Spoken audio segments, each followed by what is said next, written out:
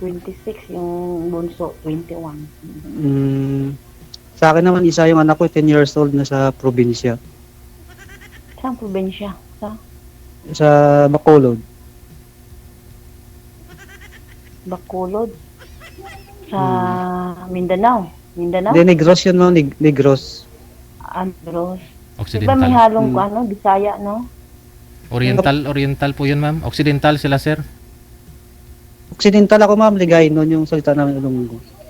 Ako, Mindanao sa akin, sa Usami City. Bisaya. Bisaya, pero, Ano pa? Sige po, ma'am. Sige po. Sige po. pero dito ko sa Manila, nag-apply ulit ng abroad. Tapos nag-part-time ko ng trabaho. Paborod po kayo. Pangalawang abroad Okay. ulit.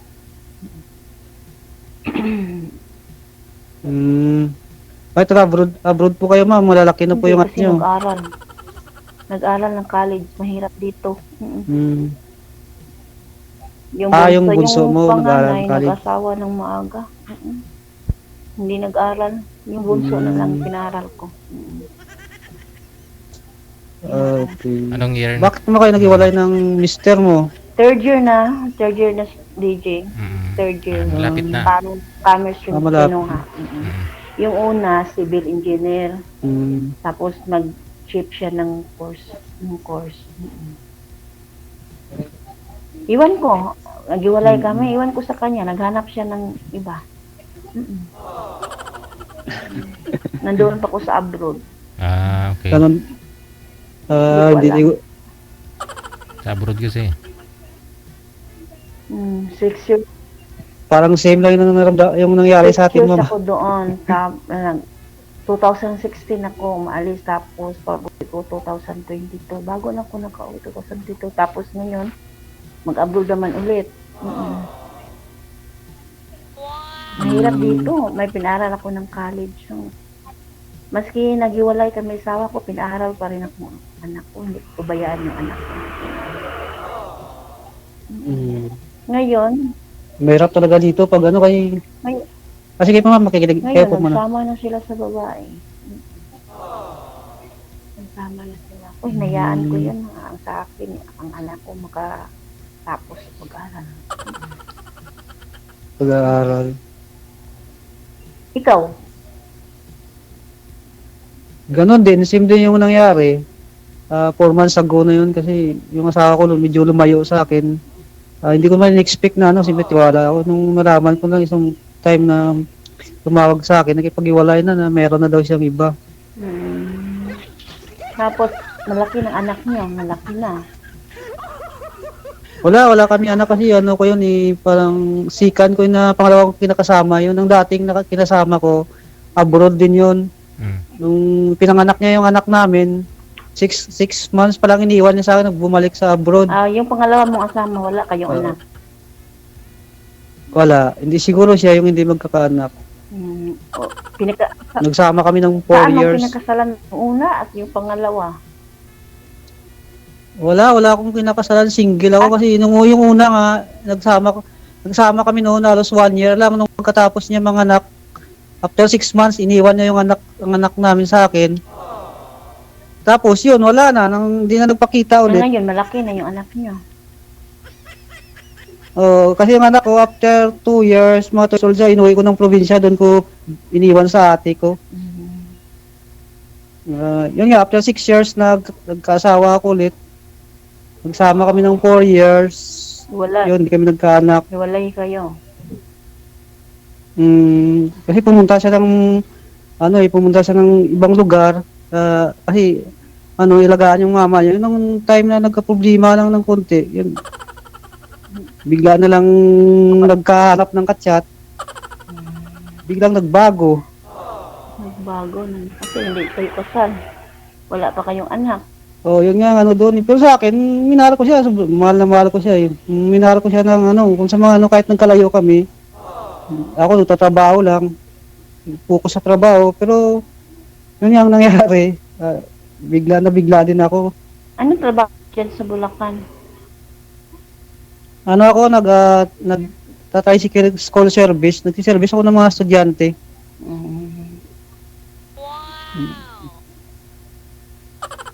Ako dito, Kaya nga, parang, hmm? sige ma'am, sige ma'am. Sige Ako, ma'am. ako dito, yung trabaho ko, nagtrabaho ko dito na local nga agency, yung nag-apply ako dito Hmm. bago ako umalis. That time mahirap doon sa accommodation ng stay, walang income. Mm. Hmm. Tapos nag-apply ako ng local nga agency dito, 6 months ang contract. Ngayon, at ngayon buwan na ito, natapos na yung kontrata ko, tapos nag-extend ako kasi nag-apply ko nung abroad. Sa akin na lang ko umalis dito kung mayroon akong schedule. Okay. Saan bansa po yung pupuntahan niyo, ma'am? Naman, walang Saudi. Saudi. Ibang employer na po ba, No, ma'am? Saudi pa rin. Mm-mm. Ibang employer na. Ibang employer naman. Oh. Direct hiring ako. Direct hiring po ako. Direct hiring. Hindi po ba yan, ma'am, delikado pag mga direct hiring? Kasi minsan may mga nangyayari na pag direct hiring. Yun nga, yung Hindi mga... man kasi idaan man yun sa agency tapos may meron kong kaibigan doon. Yung nag-recommend yung kapatid ng amo niya, yung amo ko doon. Maganda. Maganda. Meron kong kilala. Yung kapatid ng amo niya, yun ang amo ko. Sabi niya, apartment na yung bahay, maliit, tapos 2 anak. Teacher ang employer kong babae. Kami lang maiwan sa bahay kung may pasok.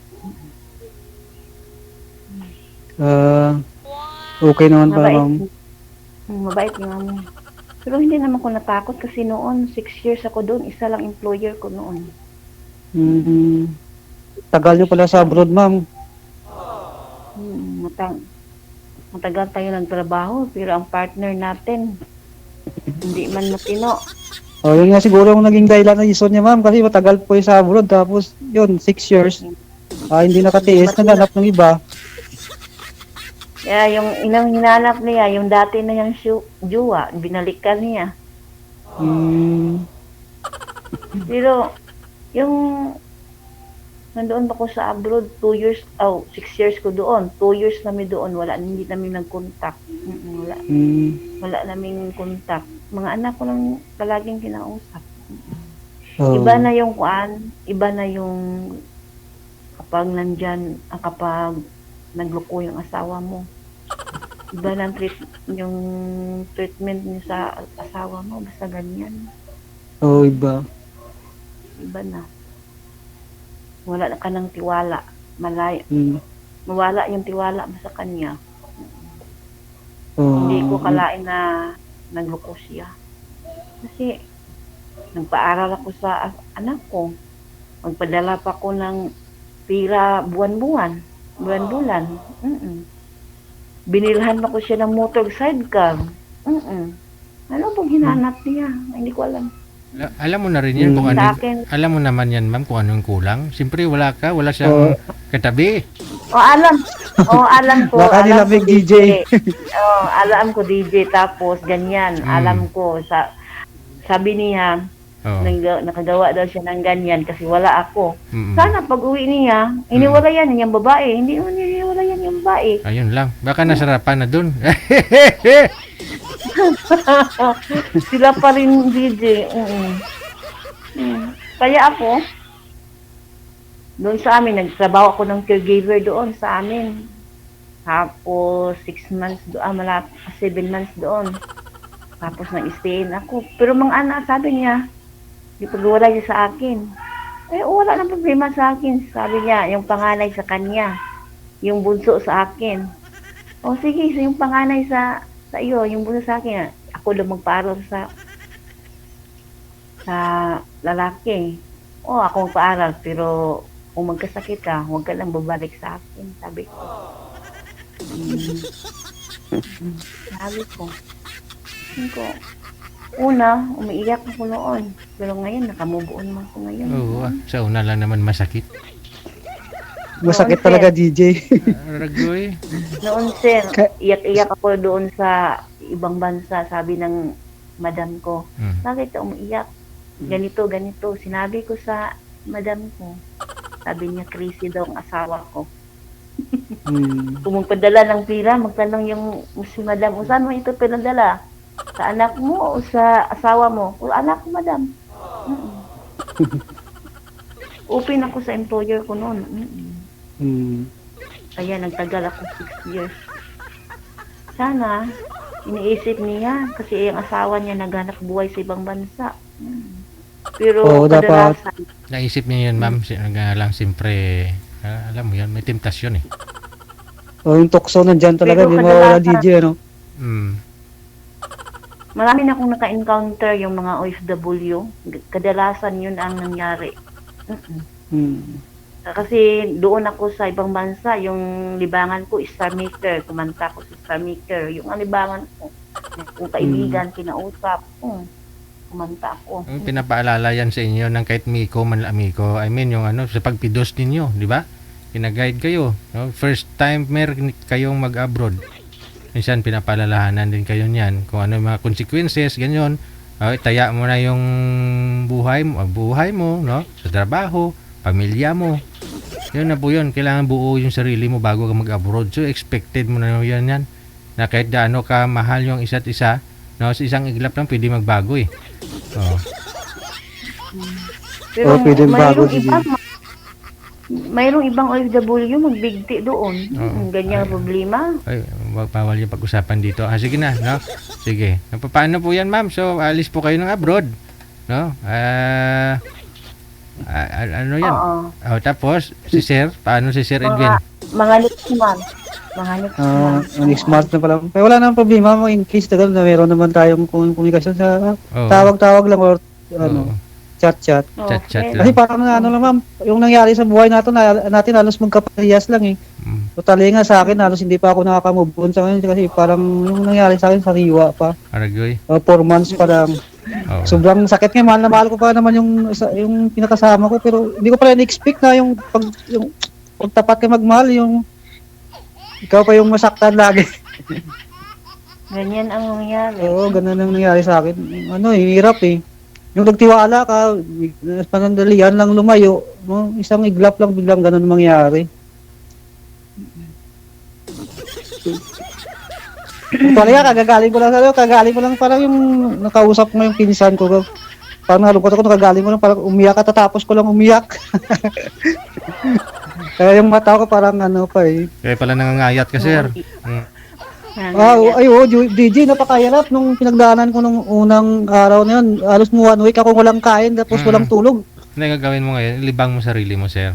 Lilibang mo yung sarili mo. Tapos makipag-usap ka doon sa tao na pwede ka makapag-voice out. Ganun. Libangin mo lang sarili mo, Sir. Promise. May mga bagay, trabaho ka dyan na pwede mo libangin, sarili mo, malibang, ganun. Ganyan na po yung noon pa ko sa abroad.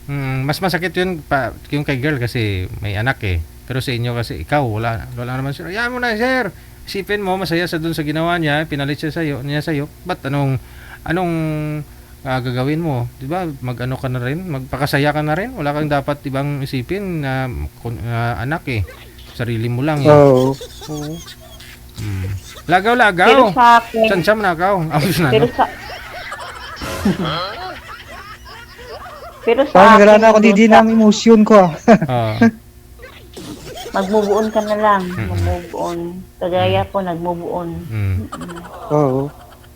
Para madali ka makamove on, Sir, lahat ng mga pangit na ginawa niya sa'yo, yun ang isipin mo. Ganon, lahat ng pangit, kung saan yung parang to-turn off ka sa kanya, yun ang isipin mo. Hindi yung mahal mo siya, naawa ka, mga ganyan-ganyan.